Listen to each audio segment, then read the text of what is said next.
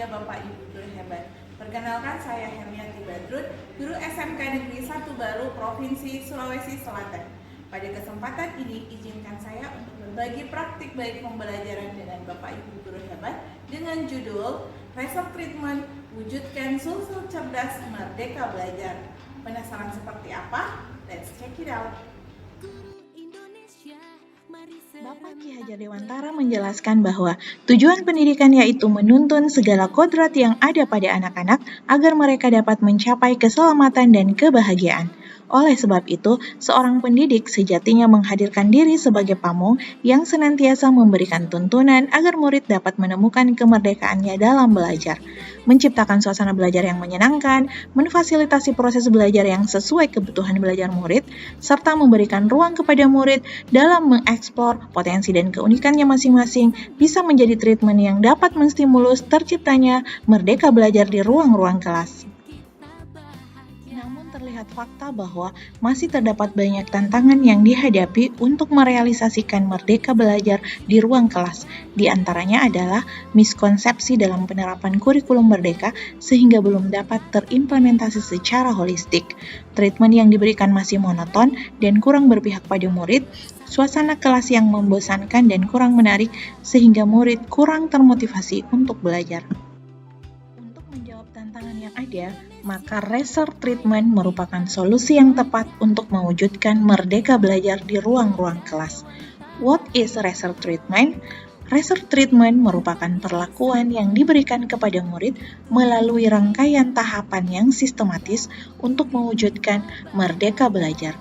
RESER merupakan akronim dari R for recognize yang berarti mengenali, A for apply yang berarti menerapkan, SA for assess yang berarti menilai, dan R for reflect yang berarti merefleksi.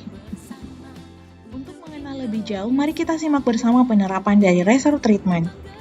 Step 1. Recognize your student through diagnostic assessment. Mengenali murid lebih jauh melalui assessment diagnostik. Hal ini dilakukan dengan memotret laporan hasil belajar murid pada semester sebelumnya, interview dengan orang tua murid, wali kelas, dan guru BK untuk mendapatkan informasi yang lebih valid terkait profil dan minat murid. Sedangkan untuk kesiapan belajar murid dilihat dari asesmen diagnostik kognitif maupun observasi kinerja murid. Step ini akan menjadi pondasi utama dalam menerapkan pembelajaran yang berpihak pada murid.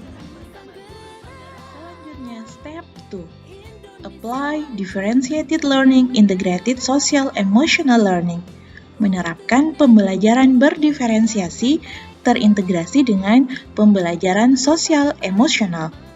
Hal ini dilakukan dengan menerapkan diferensiasi konten, diferensiasi proses, dan diferensiasi produk, yaitu dengan cara menyiapkan konten pembelajaran yang berbasis game.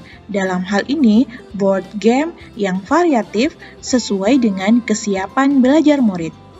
Untuk diferensiasi proses, menggunakan strategi belajar yang disesuaikan dengan preferensi gaya belajar murid, yakni menggunakan gambar untuk yang visual, mendengarkan dialog untuk murid yang audio, dan mempraktikkan dialog untuk murid yang kinestetik. Sedangkan untuk diferensiasi produk, memberikan ruang kepada murid untuk mengerjakan tugas sesuai dengan minat mereka. Apakah mereka menyajikannya dalam bentuk presentasi, poster, maupun portofolio.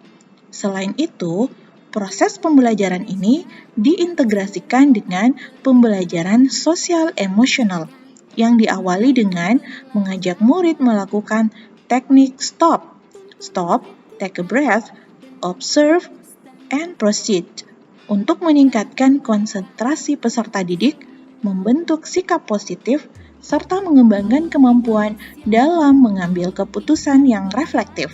Dan ketika murid terlihat bosan atau mengantuk, maka perlu diberikan ice breaking.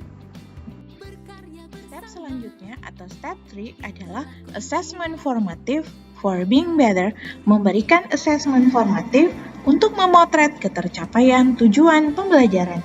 Hal ini dilakukan dengan menyajikan assessment melalui aplikasi Kahoot. Guru menyediakan link Kahoot dan meminta murid mengakses link tersebut untuk mengerjakan soal yang disajikan.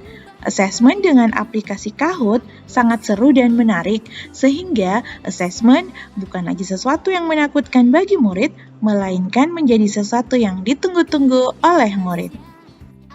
The last step atau step terakhir adalah reflection, melakukan refleksi secara berkala. Di akhir pembelajaran, guru melakukan refleksi untuk mendengarkan umpan balik murid terkait proses pembelajaran yang telah dilakukan dengan 3 pertanyaan pemantik yang disajikan melalui aplikasi Padlet. Guru akan memotret perasaan siswa mengikuti pembelajaran, insight yang diperoleh, dan target yang akan dicapai untuk pembelajaran berikutnya. Oke Salma, how do you feel about our learning today? I'm very happy because I can enjoy the learning and understand the material well.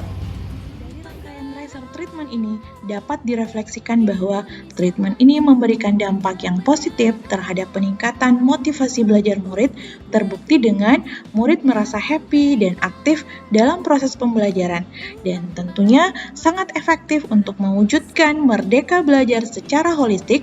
Olehnya itu, seorang guru perlu merecognize muridnya dengan baik, menerapkan strategi yang mengakomodir kebutuhan belajar murid, lebih sering melakukan asesmen formatif, dan refleksi secara berkelanjutan.